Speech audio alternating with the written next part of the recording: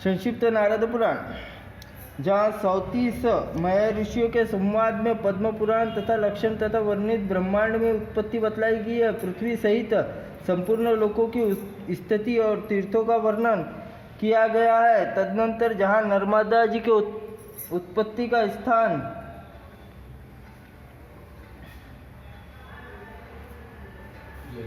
कथा और तीर्थों का पृथक पृथक वर्णन किया है। कुरुक्षेत्र तीर्थों में पुण्यमयी कथा कही गई है। कालिंदी पुण्य कथा, काशी महात्मा वर्णन तथा गया के प्रयाग में पुण्य महात्मा का निरूपण है। वर्ण आश्रम अनुकूल कर्मयोग निरूपण, पुण्य कर्म कथा जो लेकर व्यास जैमिनी संवाद, समुद्र मंथन तथा व्रत संबंधी उपाख्यान। तदनंतर कार्तिकेय अंतिम 5 दिन भीष्म पंचक महात्मा तथा सर्वव्यापक परधान निर्वाहक स्त्रोत सब विषय में यहाँ है।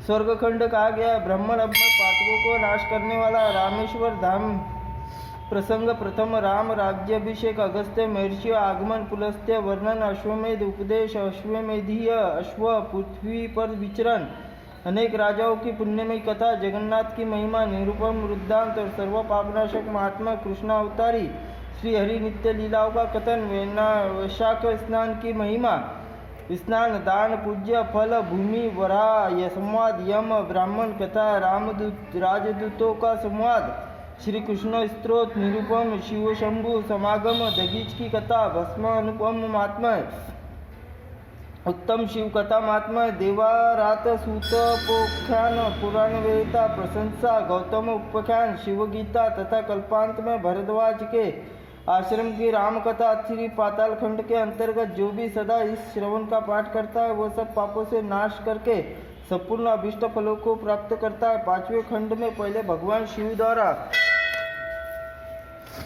वर्णन और विस्तार के साथ शिव संहिता कही गई है, जो भगवान के संपूर्ण देवताओं के लिए दुर्लभ सनातन और जिसके तट पर सर्वतो निवास करने के लिए यही नर्मदा जल ब्रह्मा, यही विष्णु, यही सर्वोत्तम साक्षात शिव है। यह नर्मदा जल निराकार ब्रह्मा, कैवल्य, मोक्ष, नित्य भगवान शिव के समस्त लोगों के हित करने के लिए शरीर से इस नर्मदा नदी के रूप में किसी दिव्य शक्ति से ही धरती पर उतारा है। जो नर्मदा उत्तर तट पर निवास करते हुए भगवान रुद्र अनुचर होते हुए भी जिसका दक्षिण तट पर निवास है। भगवान विष्णु लोक जाते ओंकार से लेकर पश्चिम समुद्र तक नर्मदा नदी के दूसरी नदियों से 45 पापनाशक संगम है। इसमें 11 तो उत्तर तट पर है, 23 दक्षिण तट पर, 35 तो स्वयं नर्मदा समुद्र के संगम कहा गया है।